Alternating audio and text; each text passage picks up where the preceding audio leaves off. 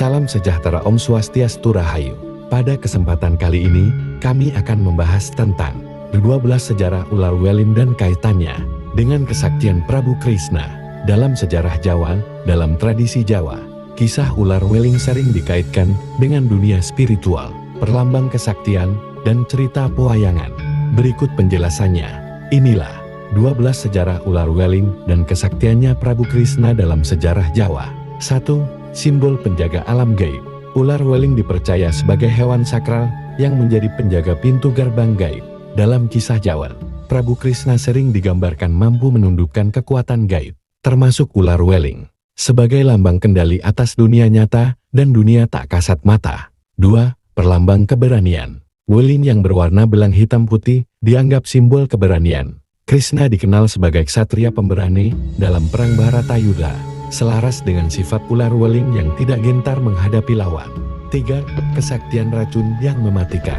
Racun ular weling dipercaya memiliki kekuatan mematikan.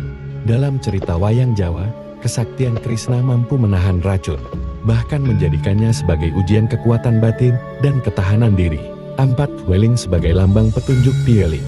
Nama weling dihubungkan dengan kata Jawa piweling nasihat. Kehadiran ular weling menjadi pengingat agar manusia selalu waspada. Demikian pula, Prabu Krishna sering memberikan mojanga kepada Pandawa sebagai penuntun hidup. 5. Kesaktian pengendalian energi hitam dan putih. Belang hitam putih pada weling diibaratkan keseimbangan antara gelap terang.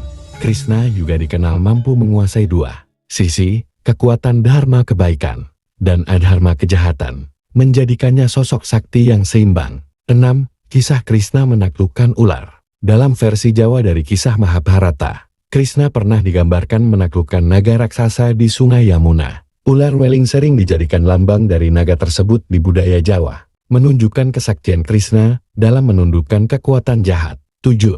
Lambang kesetiaan dan kehati-hatian. Ular weling tidak menyerang kecuali diganggu. Begitu pula Krishna, meski sakti, ia tidak menggunakan kekuatannya sembarangan, hanya untuk kebenaran. 8. Penolak bala dan ilmu kanuragan. Dalam kepercayaan Jawa, ular weling sering digunakan sebagai simbol tolak bala dalam raja atau ajian. Kesaktian Krishna pun digambarkan sebagai penolak mara bahaya dan penghancur niat jahat. 9. Kesaktian penyembuh luka. Meskipun berbisa, weling juga dipercaya dalam ilmu Jawa tertentu bisa dijadikan sarana penyembuhan.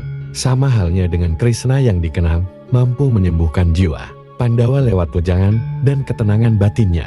10. Weling sebagai penanda nasib. Orang Jawa percaya kemunculan ular weling di rumah adalah tanda ada pesan gaib. Krishna sendiri sering datang membawa kabar dan wejangan dalam pewayangan, menjadi penanda jalan hidup Pandawa. 11. Kesaktian menguasai alam bawah. Ular weling diyakini dekat dengan dunia bawah tanah atau dunia gaib. Krishna, dalam tradisi Jawa, memiliki kemampuan menghubungkan dunia manusia dengan alam gaib, sehingga weling dipandang sebagai lambang kekuatan itu. 12. Warisan simbol kesaktian Jawa.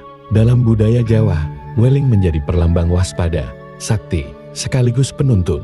Kesaktian Prabu Krishna dijadikan teladan bagi raja-raja Jawa, dan ular weling ikut dijadikan simbol keramat dalam pusaka, raja, serta ilmu kebatinan.